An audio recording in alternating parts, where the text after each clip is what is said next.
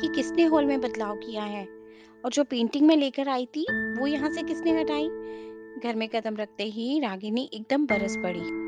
अरे सांस तो ले ले, ससुराल से थकी हारी आई है। रागिनी की माँ पानी देते हुए बोली। रागिनी तिरछी निगाह से पूरे घर को देखने लगी। सब कुछ बदला बदला लग रहा था। वो अपने कमरे में भी गई। वहां भी नए पर्दे, कुछ अच्छे कुशन और कुछ सामान पुराने सामान के बदले रखा हुआ था जो उसे पसंद नहीं आया, क्योंकि अभी तक घर उसने अपने हिसाब से सजाया था। तब घर में कोई दखलंदाजी नहीं करता था, इसीलिए रागिनी को और बुरा लग रहा था। तभी रागिनी की भाभी अर्चना चाय नाश्ता लेकर आई और बोली, दीदी आराम से चाय नाश्ता ले लीजिए पहले।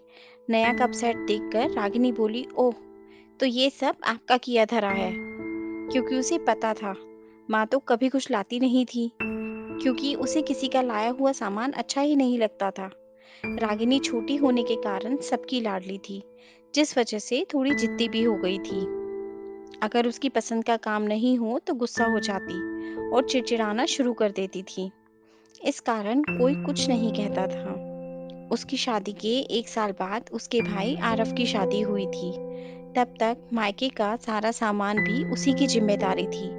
लेकिन अर्चना शादी होकर आई तो उसकी पसंद अलग थी। उसे रागिनी का लाया हुआ सामान कम जम रहा था, और फिर अपने घर को सजाने का हर लड़की सपना देखती है। तो अर्चना भी अपना घर सजाने लगी। घर में किसी ने कुछ नहीं कहा, क्योंकि अर्चना ने अपने प्यार से सबका दिल जीत लिया था। रागिनी का मायके आना काफी महीनों के बाद हुआ था।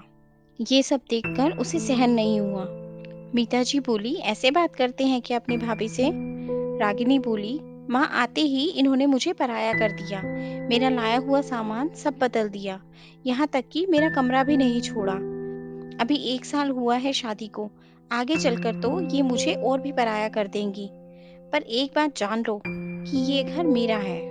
रागिनी गुस्से में बोलती जा रही थी। अर्चना बोली, दीदी ये घर आपका जरूर है और हमेशा रहेगा, पर मैं भी मेहमान नहीं हूँ।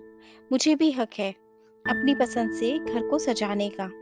और आपके कमरे का सामान मैंने इसलिए बदला कि आपको ऐसा नहीं लगे कि आपके कमरे को ही छोड़ दिया। अगर आपको ये सब पसंद नहीं आया तो आपका सामान भी संभाल कर रखा है, वैसे ही कर दूंगी। रागिनी चुप हो गई।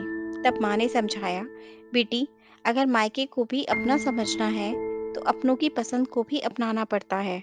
वो तेरी भाभी है और उसे ही इस घर को देखना है, और वो तो सिर्फ घर में बदलाव कर रही है, रिश्ते तो पूरे दिल से निभा रही है। जिस तरह मायके पर बेटी हमेशा हक समझती है, वैसे ही ससुराल पर बहू भी अपना हक चाहती है। ऐसे ही रिश्ते मधुर होते हैं।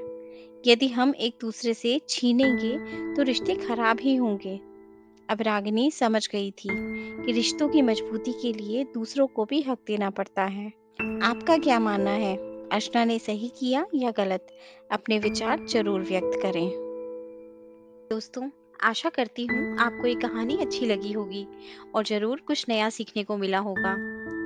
आपका एक लाइक, शेयर और सब्सक्राइब हमें ऐसी ही और वीडियोस बनाने के लिए मोटिवेट करता है। इसलिए अगर अभी तक आपने हमारा चैनल सब्सक्राइब नहीं किया तो प्लीज़ आप हमारे चैनल को सब्सक्राइब करें। आपसे कल फिर मुलाकात होगी एक नई कहानी के साथ। धन्यवाद।